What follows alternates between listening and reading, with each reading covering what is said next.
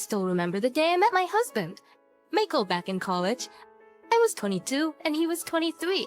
It was a crisp autumn afternoon, and I was studying for a test in my campus courtyard.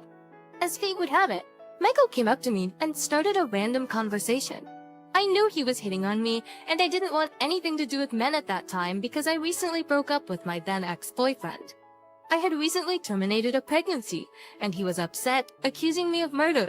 I told him that it was up to me to decide what to do with my body. My ex-boyfriend wanted me to keep the baby. I would have loved to keep the baby, but I was young, a student, and I wasn't ready to be a mother in my condition. Additionally, I was afraid of what people would say and how my family and friends would judge me. Hence, I went to the clinic and had it removed. When my ex-boyfriend found out, he broke up with me. And from then on, I felt like he should have been there for me, so I decided to swear off boys. It was under these circumstances that my future husband approached me. I didn't want to be disturbed, but his smile was warm and his eyes sparkled with a kindness that drew me in. We struck up a conversation, and before I knew it, we exchanged numbers and started dating. I was in love again, and soon after we were inseparable. We shared the same dreams, the same aspirations, and our love for each other grew stronger with each passing day. This time, I was careful not to get pregnant till I was done with college. During those early years, we were idealistic and hopeful. We talked about marriage and starting a family, dreaming of a bustling household filled with the laughter of children. We graduated and found jobs in our various fields. After we got married, we started trying for a baby. After 6 months of trying, we went to a fertility doctor for a checkup, and she said everything was fine. Then after another 7 months, I began to feel like it would never happen. Then the feeling of guilt about my pregnancy termination in college began. I wasn't a religious person. I thought spirituality was all superstition. However, there was a part of me that thought the universe was punishing me. I didn't want to share it with my husband because I didn't want him to judge me. All the superstitious beliefs evaporated soon after because I became pregnant. But then instead of the pregnancy bringing me closer to Michael, it drove a wedge between us, partly because I was so protective of my pregnancy and wouldn't allow him to touch or have sex with me while I was pregnant because I was afraid of losing my baby. We survived it. Our dreams came true when our precious son, Unwell, was born. He brought an indescribable joy into our lives, and we reveled in the magic of parenthood. All my guilt about the pregnancy termination was gone. Time to start afresh. But tragedy struck when Will was just 2 years old. A sudden illness stole him away from us. Leaving a gaping void in our hearts. The pain was unbearable, and grief clung to me like a heavy cloak. I mourned the loss of my child every day, my heart trapped in an endless cycle of sorrow. In an attempt to heal our wounded hearts, Michael and I decided to start anew. We moved to a quiet middle-class neighborhood, a place where we hoped to find solace and begin the long journey toward healing. We yearned for a fresh start, a chance to rebuild our shattered lives. As we settled into our new home, the weight of grief still hung heavily upon me. Every corner of our house seemed to hold memories of Will, and I found myself haunted by his absence. The emptiness echoed in the rooms, a constant reminder of the child we had lost. It was during this vulnerable time that I met Pastor Emily, a 41-year-old charismatic and compassionate woman who lived next door. Emily is a widow and her husband died 7 years earlier. She was childless and was among the senior pastors in the local church. When we moved into the neighborhood, she was the only neighbor that welcomed us with a casserole. Her infectious smile and genuine warmth made it impossible to resist her friendly overtures. She took an immediate liking to me, sensing the sorrow that clung to my every step. She had a way of making me feel comfortable around her, in such a way that allowed me to tell her about my darkest secret that I hadn't even shared with Michael. She infused spirituality into the root of my problems and indoctrinated me in such a way that I felt like God was punishing me because I removed a child while I was in college. Pastor Emily, a widow with no children of her own, became a steadfast presence in my life. She was wealthy but didn't really show it. Her late husband left her a chunk, and she also works part-time as a CPA plus the church revenue. So she works from home and had time to cook and often drops by with home-cooked meals, a kind gesture that brings happiness to me because Michael loved her cooking. She was happy to cook for us, and she would always ask me if Michael loved the food. I felt like the satisfaction she gets from bringing food for us is determined by Michael's preference. Unbeknownst to me, I failed to realize that Michael was getting close to her. After a while, I noticed that she stopped bringing food to me, and I thought nothing of it.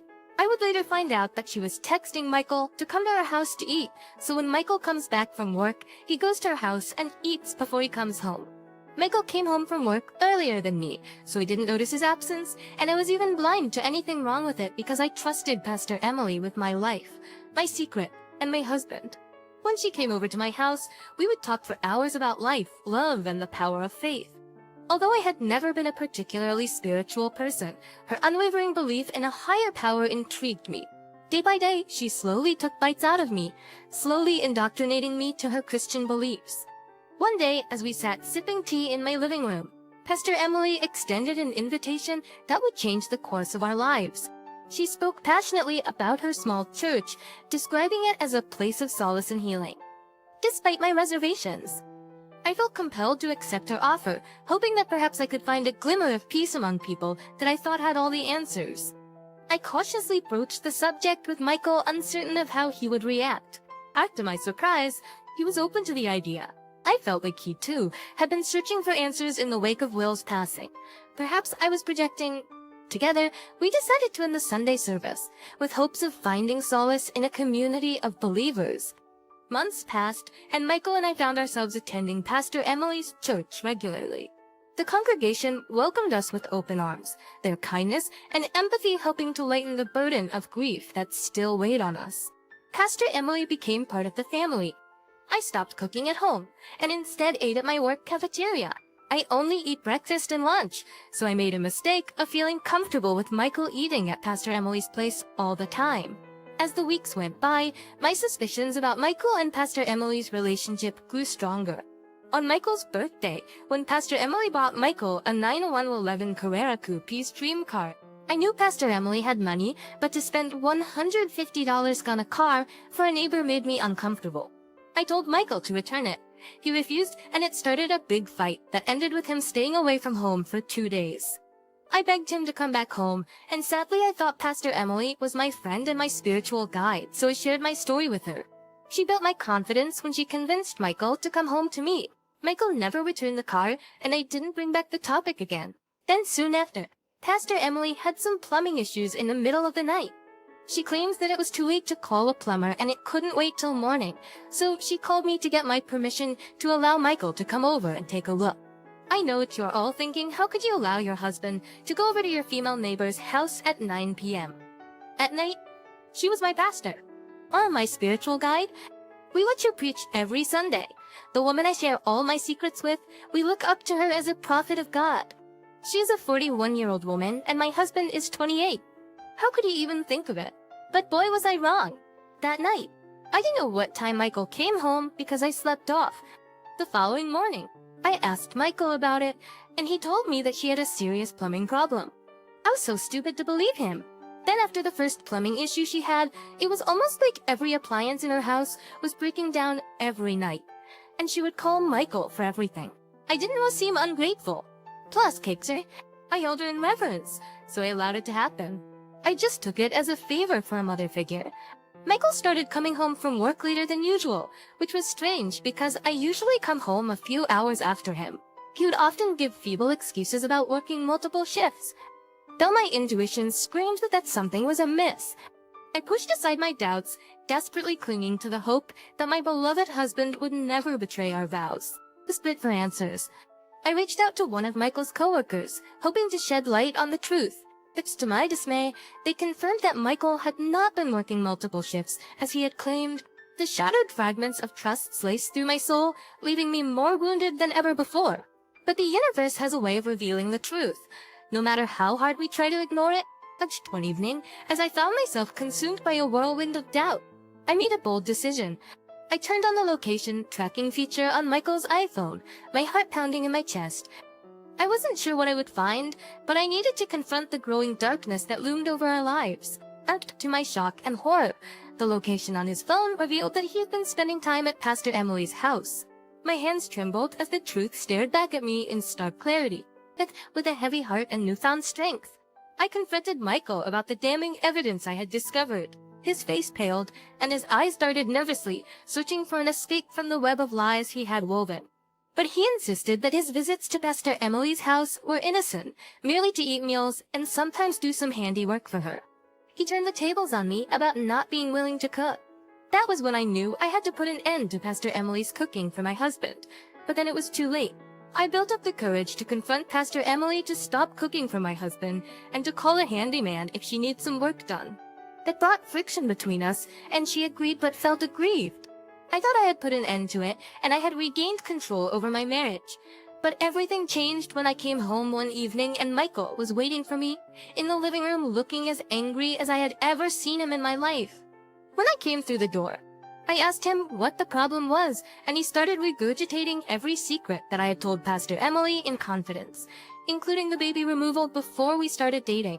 I felt betrayed and subdued. I didn't think my marriage would survive this. It was then that I realized that Pastor Emily was trying to destroy my marriage and steal my husband. She must have been working on me since I moved into this neighborhood. We were way past confrontation. I wanted to expose her, so out of desperation, I decided to do something that I wasn't proud of. The following Sunday, I dressed up like a human billboard, printing a message that Pastor Emily stole my husband, and I appeared in front of the church entrance for every churchgoer to see. It was definitely embarrassing for my husband. He saw it but was too ashamed to confront me, so he went home. I thought it worked. My intention was to expose both of them, and force my husband to come back to me. Some of the church members called me to check on how I was doing, but they immediately turned on me when Pastor Emily used the bully pulpit to spread lies about me and even accused me of abusing my husband. Months passed, and the chasm between Michael and me deepened. Despite my pain, I longed for reconciliation, a return to the love we had once shared, but my heart grew heavier with each passing day, burdened by the knowledge of his deceit. We haven't even lived in the neighborhood for more than 2 years, and were considering separating. I suggested marriage counseling, but he refused. We started sleeping in separate rooms, as I wanted him to be the one to take the initiative, since I felt like I was the only one that was trying to make this marriage work. It's been 4 months since we stopped going to Emily's church, and I had severed connection from her. She was still the pastor, and it didn't seem like my antics affected her congregation at all. It was almost like the church was a cold absent of a mind of their own.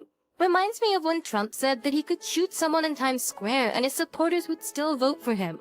Yeah, that's what it felt like. I felt alone and ashamed. One day I was on my way to work. I was about to enter my car when I saw Pastor Emily taking out the trash.